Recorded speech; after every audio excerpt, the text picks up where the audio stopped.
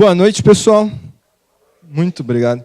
É muito bom estar aqui e, em certo sentido, aqui também é minha casa, né? Foram 4 anos. Talvez você não lembre muito bem de mim, mas eu tinha uns 30 quilos a menos, não tinha barba e muito cabelo, era cabeludo, né? Então, bons tempos, né? Daí a gente casa, a barriga cresce, cabelo cai, fica branco com os filhos. Fazer o quê? Eu estou muito, muito feliz de estar aqui mesmo, a Ju também.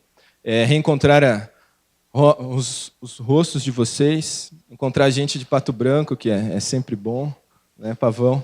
E eu já voltei aqui algumas vezes na juventude, né, é um negócio que entra na nossa vida e não sai mais. E hoje o pastor Natan falou assim, você pode falar do que vocês vão fazer, pede dinheiro, faz...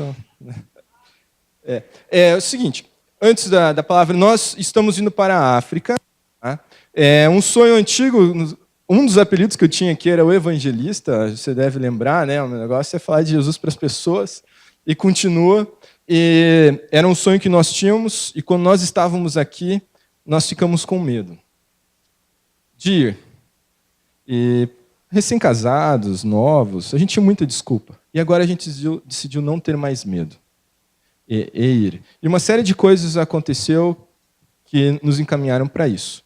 O que nós vamos fazer? Nós estamos dando um primeiro passo. Nós vamos para Jocum, em Worcester, uma cidade que fica a 1 hora de Cape Town. Nós vamos lá fazer um curso e trabalhar com um projeto de uma escola que tem lá 3.000 crianças que atendem diariamente. E capelania prisional, que tem um presídio lá. E depois nós vamos fazer o prático desse curso em Eswatini, que é o menor país da África. Tem em torno de quase 40% da população adulta com HIV, então eles têm muitos órfãos. Lá nós vamos ajudar numa missão sueca, que possui 13 orfanatos na região norte do país. Depois disso, nós não sabemos muito bem. Nós voltamos para Worcester. Nesse tempo, nós estaremos sendo mentoreados pelo pastor Hans Fuchs, que é o coordenador da Junta de Missões Mundiais Batistas para o continente africano.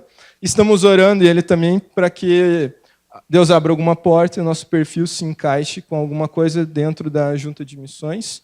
Caso não, a gente vai continuar lá, porque, graças a Deus, nós estamos indo tirar lá, mas nós temos o convite para ficar 3 anos no país, e projetos não faltam no reino de Deus, certo? A gente sabe muito bem disso, tanto aqui no nosso país quanto fora. Então, essa é a nossa jornada, e se você quer saber mais, participar conosco, venha conversar comigo, com a Ju. A gente está com um programa numa web rádio também, um pastor nos abençoou com isso. A gente tem 3 minutos semanais, mas já é bastante, para contar um pouco de como está sendo isso, junto com um blog. E se você tem uma empresa e quer anunciar no nosso programa, o dinheiro do anúncio vem para a gente. Isso é uma forma muito legal. Então, está feito o convite, vocês nos conhecem, né? Sabem nosso telefone, entre em contato, vamos manter este contato. Nós estamos, então, numa série sobre família. Domingo passado, o pastor Natan pregou em Mateus 25, e ele falou sobre a parábola dos talentos, e podemos resumir da seguinte forma: os filhos são presentes dados por Deus, que devem ser potencializados, tendo a igreja como uma parceira. Você sabe melhor do que eu que o mundo em que nós estamos vivendo, o nosso país, a família é deixada realmente de lado, e há uma luta contra a família, que não é só institucional, questão de governo, mas é o inimigo das nossas almas, porque a família é a criação de Deus e é a base da nossa sociedade. Então ele trouxe isso. E o tema geral é virando o jogo pela família. Hoje, eu quero falar sobre a importância da paternidade na maternidade, ou paternidade responsável. Esse é o nome técnico sobre isso. Para entendermos, existe uma coisa chamada cosmovisão cristã, que é a forma como que nós, cristãos, deveríamos enxergar o mundo. E ela passa através dos olhos do nosso Deus. E é com o nosso Deus que nós aprendemos o que é ser homem, o que é ser mulher, o que é ser pai, o que é ser mãe, o que é ter uma família. É a partir de Deus. Se você lembrar um pouco em Efésios, capítulo 5, o apóstolo Paulo fala sobre família, casamento, usando a relação de Jesus com a igreja. Nosso Deus é o exemplo de tudo para as nossas vidas. Só que com o pecado, com a queda, nós procuramos outros caminhos que não são o nosso Deus, para formar as nossas famílias, para enxergar o nosso mundo, para os nossos filhos. E o que eu quero fazer com você hoje é olhar uma pequena parábola muito conhecida daqueles que vivem uma vida de uma família cristã, que é o filho pródigo. E dela tirar algumas lições sobre paternidade e maternidade. Vamos comigo? Então abra a sua Bíblia, por favor, no Evangelho de Lucas, capítulo 15. Eu vou ler do versículo 11 ao versículo 32. Se você estava aqui no evento da Jumap, eu falei não esse tema nessa parábola, mas usei essa parábola. Você já percebeu que eu gosto dela. E eu acho ela é fantástica, fantástica. Lucas 15 diz assim: Jesus continuou: um homem tinha 2 filhos. O mais novo disse ao seu pai: pai, quero minha parte na herança. Assim ele repartiu a sua propriedade entre eles. Não muito tempo depois, o filho mais novo reuniu tudo o que tinha e foi para uma região distante. E lá desperdiçou os seus bens vivendo irresponsavelmente. Depois de ter gasto tudo, houve uma grande fome em toda aquela região e ele começou a passar necessidade. Por isso, foi empregar-se com um dos cidadãos daquela região, que o mandou para o seu campo a fim de cuidar de porcos. Ele desejava encher o seu estômago com as vagens da alfarrobeira que os porcos comiam, mas ninguém lhe dava nada. Caindo em si, ele disse: quantos empregados do meu pai têm comida de sobra e eu aqui morrendo de fome? Eu me porei a caminho e voltarei para o meu pai. E direi: pai, pequei contra os céus e contra ti, não sou mais digno de ser chamado seu filho. Trata-me como um dos seus empregados. A seguir, levantou-se e foi para o seu pai. Estando ele ainda longe, o seu pai o viu e, cheio de compaixão, correu para o seu filho, o abraçou e o beijou. O filho lhe disse: pai, pequei contra os céus e contra ti, não sou mais digno de ser chamado seu filho. Mas o pai disse aos seus servos: depressa, traga a melhor roupa e vistam nele, coloquem um anel em seu dedo e calçado em seus pés. Tragam um novilho gordo e matem-no, vamos fazer uma grande festa e nos alegrar. Pois este meu filho estava morto e voltou à vida, estava perdido e foi achado. E começaram a festejar o seu regresso. Enquanto isso, o filho mais velho estava no campo. Quando se aproximou da casa, ouviu a música e a dança, então chamou um dos servos e perguntou-lhe o que estava acontecendo. E este lhe respondeu: seu irmão voltou e o seu pai matou um novilho gordo, porque o recebeu de volta são e salvo. O filho mais velho encheu-se de ira e não quis entrar. Então seu pai saiu e insistiu com ele. Mas ele respondeu ao seu pai: olha, todos esses anos eu tenho trabalhado como um escravo a teu serviço e nunca desobedeci às tuas ordens. Mas tu nunca me deste nem um cabrito para festejar com os meus amigos. Mas quando volta para casa esse teu filho, que esbanjou os teus bens com prostitutas, matas o novilho gordo para ele. Disse o pai: meu filho, você está sempre comigo e tudo o que eu tenho é seu. Mas nós tínhamos que celebrar a volta desse seu irmão e nos alegrar, porque ele estava morto e voltou à vida, estava perdido e foi achado. Amém, né? O contexto dessa parábola é um momento em que Jesus é criticado pelos fariseus, os mestres da lei, os religiosos do seu tempo, porque ele convivia, passava tempo com pecadores. Porque um Deus tão bom fica com pessoas tão ruins. E ele conta 3 histórias. E o foco disso dessas histórias, a lição geral, é para responder esses homens e mostrar o tamanho do amor de Deus. Mas nessa parábola em especial, nós temos um pouco da relação pai e filho. E ali nós podemos entender algumas coisas. Mas primeiro, a gente tem que nivelar aqui. E entender o que é, ou qual é a função materna e qual é a função paterna. Para nós sabermos aonde nós estamos pisando. Existe um autor chamado Martin Jurich. Ele é um alemão que pesquisa sobre a antropologia da família no Ocidente. E ele passou anos e ainda estuda e se dedica sobre isso. E ele tem um trabalho que foi traduzido para o português, onde ele destrincha um pouco a família ocidental. E ele diz o seguinte: funções do pai e funções da mãe. Vamos lá, função da mãe. Para ele, a mãe é o arquétipo do ágape divino. Na mãe você consegue encontrar e aprender, conhecer o profundo amor. Um amor que você não encontra em qualquer lugar. E ele fala: olha, isso quase parece o amor de Deus. Um amor desprendido, um amor que não olha os erros, apesar deles existirem, ainda ama. Se você um dia puder ir no presídio de Piraquara, tem um projeto da Junta de Missões Nacionais, em que eles vão lá e servem café da manhã, tem roupa, as coisas para as pessoas que vão visitar os presos. E você não vai encontrar homens visitando. Só advogados. Você vai encontrar mães e mulheres. Ele diz isso. A mãe é o arquétipo do amor perfeito, do amor de Deus. E ela traz o amparo e proteção físico e emocional. Físico quando é pequeno, quando aninha o filho, quando o meu primeiro pé nasceu, ele começou a chorar ali, o médico encostou ele no rosto da mãe, ele parou de chorar. Essa é a ideia.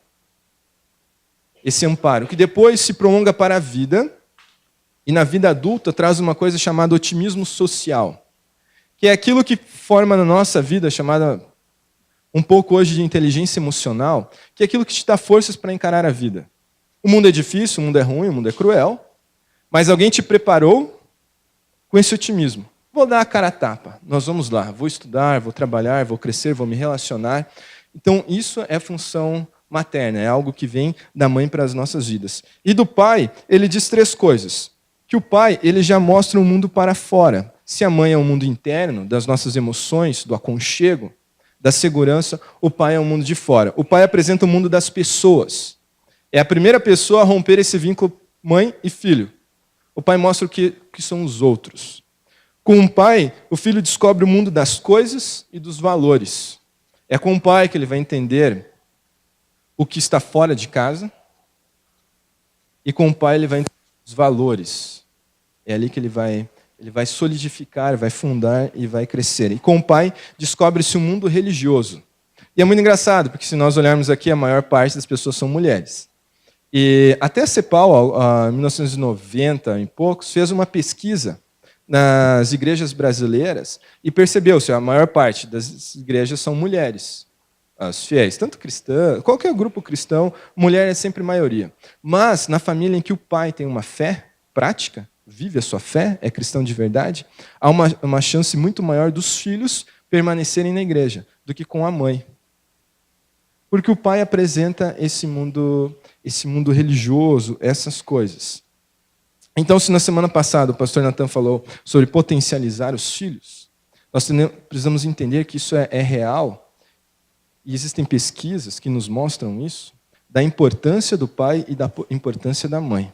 Isso não é para jogar um peso sobre as nossas vidas, essa é a realidade que nós temos. Nós somos fundamentais para a vida dos nossos filhos. Não tenho o que fazer, não tenho o que dizer, não tem como mudar isso. E eu aprendi isso da seguinte forma. Quando a Ju engravidou do nosso primeiro filho, o Luca, ele está com os meus pais, no dia lá, sempre o pessoal fala, tem homem que desmaia na técnica por causa do sangue, vê a mulher ali, aquela coisa toda. Eu estava muito tranquilo, muito sossegado. Eu filmei e eu tirei. Então eu estava com o iPod na mão e uma câmera na outra, tranquilo. Como eu sou alto, eu sentei e o pano verde, foi uma cesárea, ele não me cobriu. Então eu vi tudo e eu estava sossegado, filmando, assistindo, até gostei daquilo, né, de ver. Daí, beleza, o neném sai, corta o cordão umbilical, aquela parada toda. Foi pro pediatra, nisso o pediatra falou, pai, agora né, fique de pé. Daí ele colocou o Luca no meu colo e fala assim, segura que o filho é seu. O que aconteceu? Minhas pernas tremeram, que o pediatra teve que me segurar. Ali aconteceu de verdade. Agora uma vida realmente estava sob a minha responsabilidade. E totalmente dependente de mim. O que eu tinha estudado no mestrado, o que eu tinha visto sobre a teoria da paternidade, aquela parada toda, se tornou real. E se nós formos ver, existem muitas pesquisas que nos mostram que os problemas que nós temos sociais são por falta de pai. Há uma taxa muito alta em presídios de homens que não têm pais. E os nossos problemas emocionais, pelas nossas crises com a mãe. Você pode achar que isso não é real, mas em 2015, 48% dos lares no Brasil não possuem um pai. Eu aprendi isso em 2014, na PUC, eu estava fazendo uma especialização, e eu conheci uma pesquisa do governo chamada PENSE, que olha do Ministério da Saúde sobre a vida do adolescente no 9º ano do ensino fundamental 2. Isso lá é 13, 14 anos. E o PENSE destrincha toda a vida desse indivíduo. E no colégio em que eu sou professor e capelão, houve aquela pesquisa. E eu pedi para ver, Falei, eu quero ver quais são as perguntas. Daí o cara do IBGE me entregou um tabletezinho, eu comecei a fuçar, e de repente, na família, eu não encontrei o pai. Se você tem um pai em casa. Não tinha. E eu encontrei em outros. Eu virei para o rapaz do IBGE e falei, sua pesquisa está meio furada, né? Não tem um pai na família. Ele falou, não, isso aqui é do Ministério da Saúde. Eles encomendam assim para a gente. E o meu gerente no IBGE percebeu isso. E foi falar com o diretor, e realmente é isso. Por quê? Porque 48% dos lares no Brasil não tem pai. Então não faz sentido, numa pesquisa, ter o pai ali. Deixa em outros. Eu fui numa palestra no passado, um autor colocou 52% dos lares no Brasil sem pai. Isso é um número de guerra, mas nós não passamos nenhuma guerra. Você vai encontrar números absurdos lá na Síria, sei lá, qualquer outro lugar, mas não aqui. E uma das dificuldades é que nós temos lá 52% com o pai em casa, uma taxa muito maior com a mãe em casa, mas hoje nós vivemos uma coisa em nosso país chamada filhos órfãos de pais vivos. Mesmo os pais em casa, mesmo a mãe em casa, eles não estão presentes. Eu vivo isso na pele porque eu sou pastor de juventude, eu sou professor há 7 anos num colégio, eu sou capelão, então esse é o meu dia a dia. E eu cansei de conversar com pais, conversar com filhos, e não entender por que eles botaram uma criança no mundo. E muitas vezes eu pergunto, entendeu? Por quê? Por que ter um filho? Por quê? Por quê? Chegar ao ponto, e é um colégio particular, e semanalmente nós temos que descascar uma manga para um aluno, porque uma mãe dá a manga. Uma manga com casca para um piá. Entendeu? 11 anos de idade. Daí um dia um inspetor viu ele descascando a manga com a boca. Ele falou assim, não, daqui, vou levar lá na sala dos professores, vou pegar uma faca. Daí a gente não aguentou, vamos conversar com a mãe. Daí ela falou assim, eu não tenho tempo para lidar com esse troço. Eu tenho que cuidar do meu corpo. E ergueu assim para a orientadora a barriga para mostrar o tanquinho. Daí abriu-se a realidade. Entendemos aonde nós estamos. E esses laços emocionais, eles são fundamentais para o crescimento da criança, para o crescimento do adolescente, para o crescimento do jovem.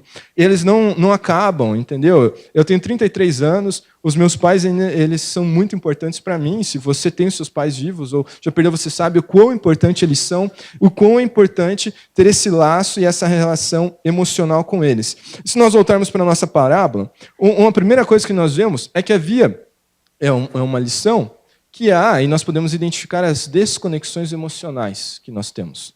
Esse menino chega para o seu pai e ele fala o quê? Me dá a parte da herança. Quando é que você ganha uma herança? É simples.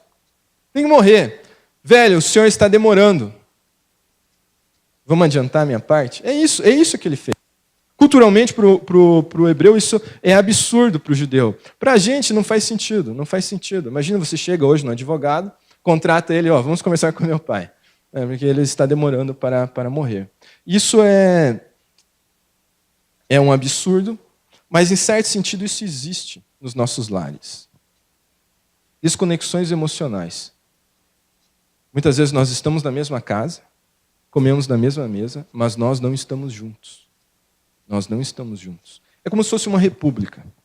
Vocês lembram, eu morei na República da Faculdade Batista, talvez lá a gente tinha um pouco mais de interação emocional ainda por causa das brigas do que em muitas casas que já passou o nível da briga, nem tem mais nada. As pessoas só... E tem um autor chamado Jack Henvitz, e ele dá um exemplo com o pai, vale para a mãe, mas ele usou o exemplo com o pai, que é muito legal, para mostrar essa desconexão, para que a gente possa entender de uma maneira melhor. Começa-se com um pai separado da mãe, mora em outra cidade, e mensalmente ele liga para os filhos. E ele tem um filho, um menino e uma menina, e pergunta, oi, tudo bem? Oi. Como é que está na escola? Estou bem. Já tem uma namoradinha? Não. Deixa eu falar com a sua irmã. Oi, tudo bem? Oi, pai. Como é que está a escola? Tá legal. Passa para sua mãe, então. Daí discute com ela sobre a pensão e o uso dela. Nível de relação emocional? 0. Mas nós temos um pai, então, que mora numa casa. E ele chega do trabalho, Ele atravessa a sala, o filho está jogando videogame, a menina está no celular, ele pega o seu prato na mesa que a mãe já deixou pronto e vai para a sala de TV. Ali ele se tranca e assiste o jornal, porque o seu dia de trabalho é muito pesado, é muito cansativo, e realmente é. E ele precisa relaxar a cabeça, então ele liga a TV e desliga ali. Nível de interação. 0. O pai chega em casa, cansado do trabalho. Não que a mãe não esteja cansada do trabalho também, mas... O filho está jogando videogame, a menina está no celular, ele senta na mesa, a mãe manda todos sentarem, porque todos sentam na mesa. Pede para a filha largar o celular pela 1000ª vez. Eles começam a jantar. O filho fala, pai, hoje no colégio, lá no futebol do recreio, eu fiz um gol. O pai está cansado. Olha, muito trabalho, muita dificuldade. Deixa o papai terminar de comer aqui a janta e depois a gente conversa. Ele terminou de jantar. O filho, ei, pai, posso contar? Olha, o pai ainda está cansado, eu vou tomar um banho. Ele vai tomar um banho, se tranca no quarto, vai assistir Netflix e nada. Nível de interação, baixo. O pai chega em casa, cansado do trabalho, o filho está jogando videogame, ele dá um tapa na cabeça do pé e fala, saia do videogame, porque a gente vai jantar. Pega o celular da mão da menina, ela revira os olhos, que só a gente sabe fazer, né? Coloca no bolso e fala, você não vai mexer no seu celular enquanto a gente janta. Sentam todos na mesa, a filha está bicuda, o menino fala, olha pai, hoje no recreio eu fui lá e fiz um gol. Fez. Foi no Everton, né? Foi. Eu falo, aquele cara é ruim. No Interclasses, ele não pode estar no seu time. Não pode estar no seu time. Vira para a menina e fala, o que foi esse bico? Foi a Michelle de novo, não foi? Eu falo, não ande com essa menina. Tem tantas meninas legais, você é tão especial, filha. Procure outras amizades. Nível de interação? Absurdo, porque ele sabe o nome dos filhos. Ele sabe com quem eles se relacionam. Ele consegue fazer parte disso. Isso não tem idade. Isso não tem idade. No meu caso, eu passei por uma fase na minha vida, principalmente o primeiro ano do Luca, onde eu trabalhava muito. Porque eu dava aula em colégio, era pastor numa igreja, era capelão, e eu dava aula em faculdade. Então eu mal estava em casa. O Luca, ele agia de um jeito comigo. Eu era o pai, ele me amava, ele me respeitava, tudo certinho, uma criança de 1 ano de idade, aquela coisa toda. Eu não conseguia fazê-lo dormir. A gente era totalmente dependente da Juliana nisso. Eu mal conseguia dar banho nele. Ele tinha uma versão. Por todas essas questões, eu mudei totalmente o ritmo da minha vida. Larguei quase tudo que eu estava fazendo. Eu brequei e comecei a me dedicar à minha família. Isso acontece, isso é normal. A gente vai gostando de trabalhar. Trabalhar é bom, entra dinheiro. É uma série de coisas, é verdade. E você começa a fazer isso. De repente, quando eu comecei a ficar em casa, o Luca começa a se relacionar comigo. De repente, ele começa a dormir comigo, me deixar tomar banho. A participar da vida dele. Ali eu senti na pele que você pode amar muito uma pessoa e dedicar toda a sua vida para ela, mas não estar junto com ela. Isso aqui nós vamos em 2 questões. Uma, pode ser a sua história com seus pais. Outra, pode ser a sua história com seus filhos. E é possível mudar. Mudar a nossa estrutura, mudar as nossas horas, mudar o jeito que a gente faz, porque Deus nos dá um grande presente. E ele deve ser cuidado. Isso não quer dizer abrir mão do trabalho, isso não quer dizer abrir mão do seu tempo de esfriar a cabeça, da sua televisão, do seu Netflix. Isso quer dizer intencionalidade. Eu tenho um amigo que ele fala sempre assim, Mateus, nossos movimentos devem ser sempre 2, inteligentes e intencionais. E com inteligência e intencionalidade, a gente faz tudo na vida. Faz tudo. Porque o tempo é igual para todo mundo. E como nós somos brasileiros, nós nascemos na barriga da miséria, não tem o que fazer. A gente vai ter que trabalhar mesmo. E vai ser bastante. Vai ser difícil. Mas é possível. É possível. Segunda lição. Nós precisamos reagir contra essas disfunções emocionais adquiridas. Esse menino não só pede a sua parte na herança, como ele sai de casa. Ele vai embora. E ali é pura rebeldia. Ele vai lá viver a vida num país estranho, vai torrar o dinheiro. Segundo o irmão dele, ele torrou tudo com prostituta sem nem ter falado com o irmão. Isso, coisas de irmão, né? A gente sabe sempre o que o outro está fazendo de errado. E toda a ação da nossa vida tem uma consequência. Tudo que nós fazemos traz consequências. Não tem como ser diferente. Independente ou dependente da forma com que nós agimos em casa. Isso traz consequências sobre a vida dos nossos filhos. Dependendo da forma com que nossos pais nos trataram. isso trouxe consequências sobre as nossas vidas, boas ou ruins. Vou dar um exemplo bom. O meu pai é viciado em Star Wars. O que aconteceu comigo? Viciado em Star Wars. E a Disney destruiu isso. A Disney destruiu isso. Mas é isso. O ponto alto era, eu devia ter em torno de uns 5 anos. O meu pai falava, hoje você não vai dormir cedo porque vai passar Star Wars na tela quente. Cara, era o meu ponto alto, sabe? Aquele momento. Era mágico, um momento mágico. E isso me fez gostar disso. Uma outra coisa, eu queria muito que meus pais estivessem aqui hoje. O meu pai me obrigou, dos 9 aos 11 anos, a participar daquilo que existia, não sei mais se tem aqui, chamado culto de oração, de quarta-feira. Lembram disso? Imagina você com 9 anos. Ele tinha uma Brasília, ele botava eu e meu irmão lá dentro. E a gente não podia falar, não tinha negociação. Vocês vão para o culto de oração. Chegava lá, quem vai no culto de oração? As pessoas mais velhas, não tinha ninguém da minha idade. Tinha que ficar quieto, sentado, porque o culto de oração batista ninguém fala. Certo? O pastor prega e a gente ora. E aquilo era um terror. 9 anos, 10 anos, 11 anos, 12 anos. Eu penso, nunca vou num culto de oração quando sair de casa. Sabe o que o meu pai me ensinou? Quando eu acordava para ir para o colégio, eu encontrava ele de joelho, orando. Esse homem me ensinou que oração é fundamental na vida. São coisas que os nossos pais nos trazem e são boas. E eu tenho uma lista de coisas ruins também, né, que ele me trouxe. E existem algumas que são tristes, mas quando os pais são inexistentes, geralmente os filhos são solitários. Quando os pais são separados, geralmente isso traz alguma fragilidade aos filhos. Existe um livro, você pode comprá-lo, chamado Filhos do Divórcio, da editora Loyola. Um grupo de pesquisa se reúne e durante 30 anos acompanham a vida diária de uma quantidade relevante de crianças que tinham seus pais separados e outras não. E fazem baterias de testes, tanto neurológicos, psicológicos, veem desenvolvimentos. E há realmente comprovações que isso mexe até na questão cerebral.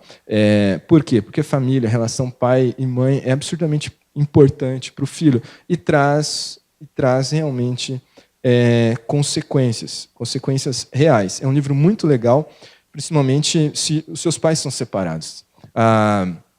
Eu ganhei esse livro, eu acho que, não lembro se foi de alguém aqui da igreja, mas foi quando eu casei com a Juliana.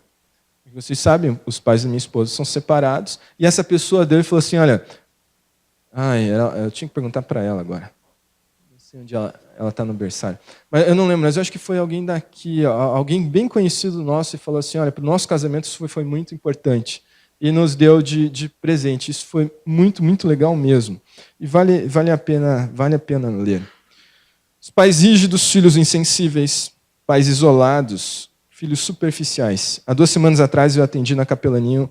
Eu tenho um aluno, também sou professor dele, e ele é absurdamente insensível. Ele fala assim, não me importa com nada, não me importa com ninguém. E ele sacaneia. E assim, até ele me procurou e falou assim, professor, será que eu sou psicopata? Olha, vamos conversar, né?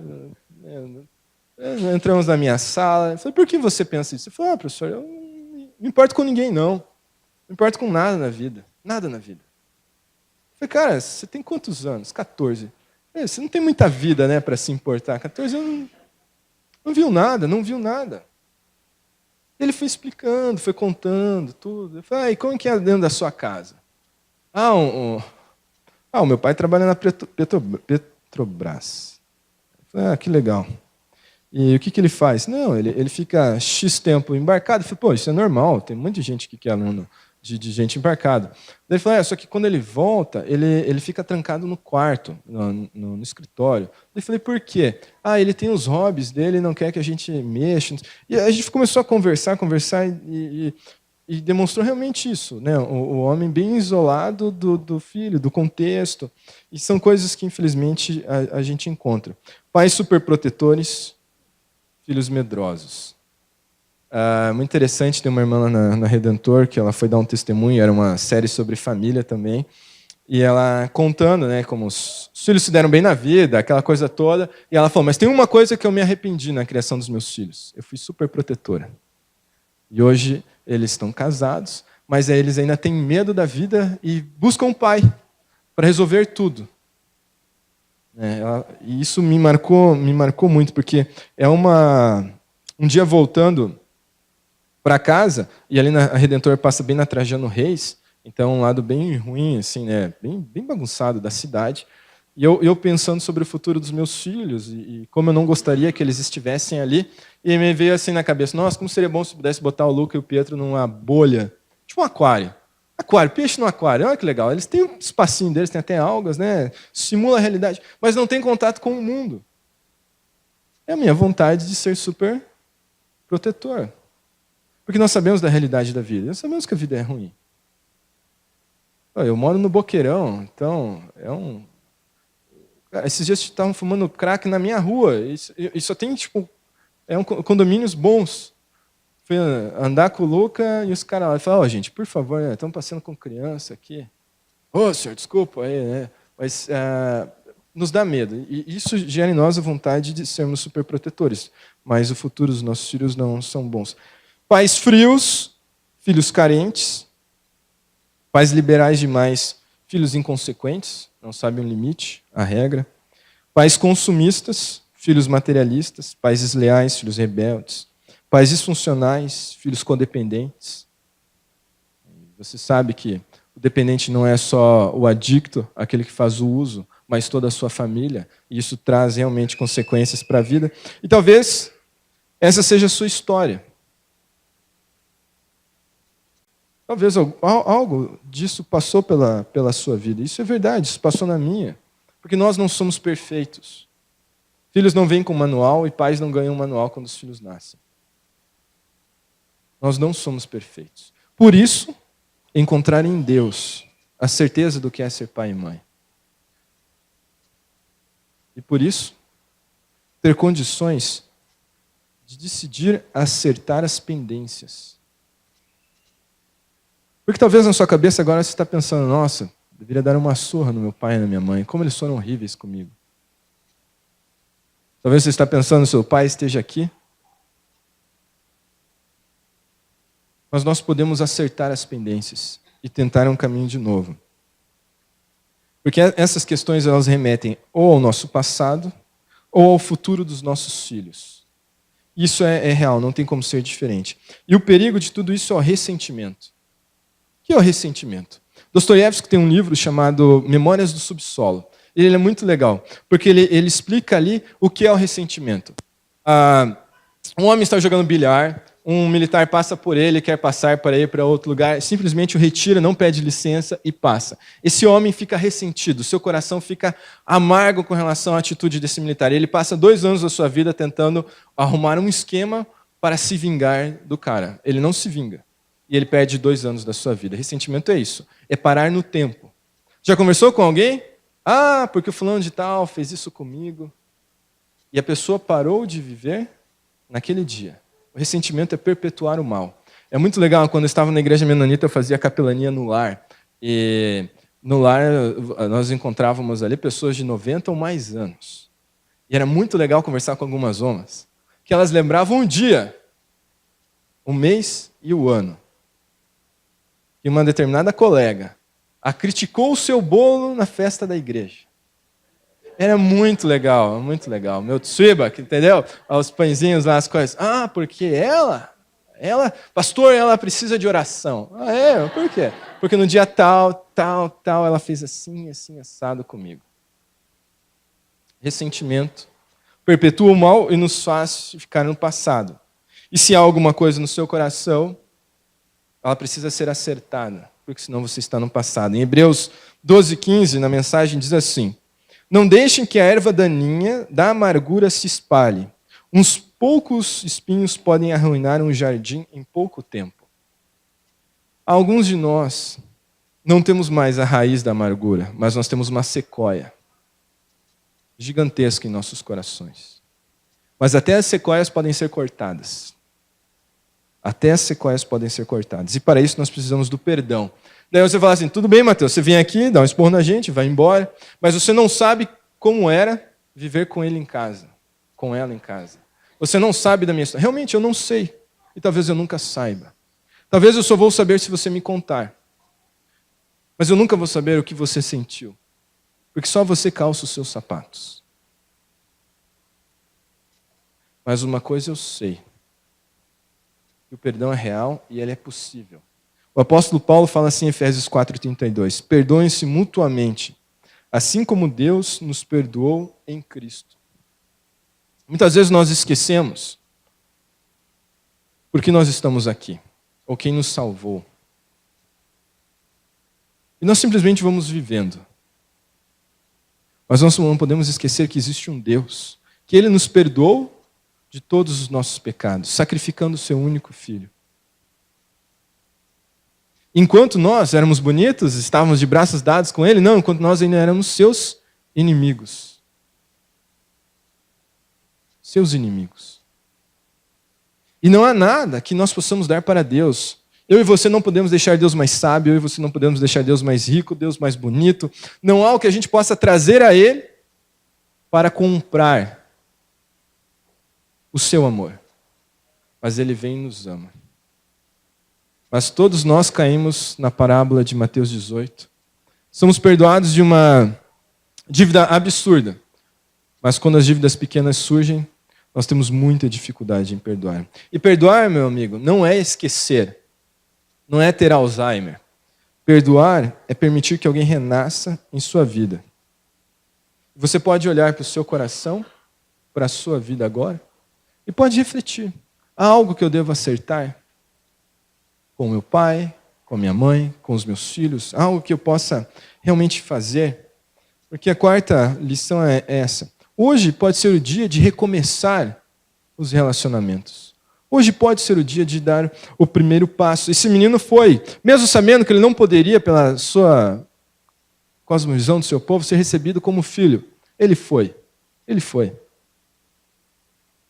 Segundo a tradição judaica, ele não teria mais direito a ir à sinagoga, a ir ao templo. Ele estava afastado de todo o esquema religioso. Porque ele se voltou contra o que é de mais sagrado dentro da cultura judaica, que é a família. Mas ele vai, sem saber se isso vai dar certo ou não. Eu acompanhei uma família uns anos atrás, um pai, uma mãe e 2 filhas. Um pai absurdamente terrível. Ruim. Homem ruim. Ruim. Separado emocionalmente de todos do seu lar. Difícil de lidar. Difícil de lidar com ele na igreja, difícil de lidar com ele em casa, difícil de lidar com ele no trabalho. Pessoa difícil, complicada. Resolvia a sua vida à base do álcool. Tinha 2 filhas. E era um terror. E a gente começou a conversar. E nós fomos conversando. Então elas decidiram dar o primeiro passo. Ir até o pai. Não sabia o que fazer porque ele não se relacionava com elas. Então uma decidiu, quando ele sentava para assistir o Jornal Nacional, sentar do lado dele. Primeiro dia ela sentou. Ele falou assim, o que você está fazendo aqui? Ela falou, eu quero ficar do seu lado, assistir o jornal. Saia da sala. Saia da sala. E foram tentando. Depois de alguns anos, sabe o que aconteceu, meus irmãos? Nada. Ele continuou duro, difícil de lidar, brabo e totalmente ausente emocionalmente. Sabe o que aconteceu no coração dessas meninas? Algo foi renovado pela ação do Espírito Santo. Em trazer o mais perto que a gente possa dizer de um amor a esse pai. Mesmo ele sendo ruim com elas. Eu tive a bênção de fazer o casamento da mais velha e ver ela sorrindo, entrando com esse homem. Mesmo ele não demonstrando amor. Ele não a abraçou no altar. Foi aquela coisa bem estranha, assim, sabe? Quase um tcheco, assim, sei lá. Mas ela conseguiu, porque deu o primeiro passo. É possível. Eu aprendi aqui nessa igreja com o Hilmer, que muitas vezes quando nós oramos por uma pessoa, Deus não muda o coração da pessoa, mas Ele muda o nosso. E nas nossas relações familiares podem ser assim também. E como eu vi uma história de um menino.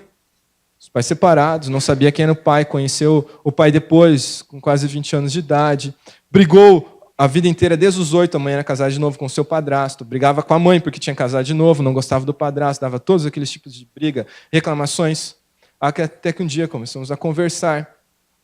Ele encontrou o pai, foi lá, conversou, descobriu porque o pai saiu de casa, se acertou, encontrou o pai morto em seu apartamento biológico. O velório do pai estava em paz, porque tinha conseguido se acertar com aquele homem. Depois disso, foi se acertar com o padrasto. Desde os 8 anos, com 20 anos, todos esses anos, 12 anos, brigando com aquele homem. Sabe o que ele fez para começar um relacionamento com o padrasto, que não havia nenhum? Foi lá e furou o pneu do carro do padrasto, normalmente ele ligaria, ele não iria ajudar. Ele foi lá e trocou o pneu. Desmontou o padrasto, os dois puderam conversar, se acertou com a sua mãe. Ele deu o primeiro passo.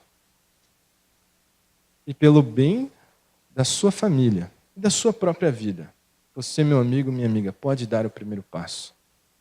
Tem uma cena no filme Paixão de Cristo que eu acho que é fenomenal, fenomenal.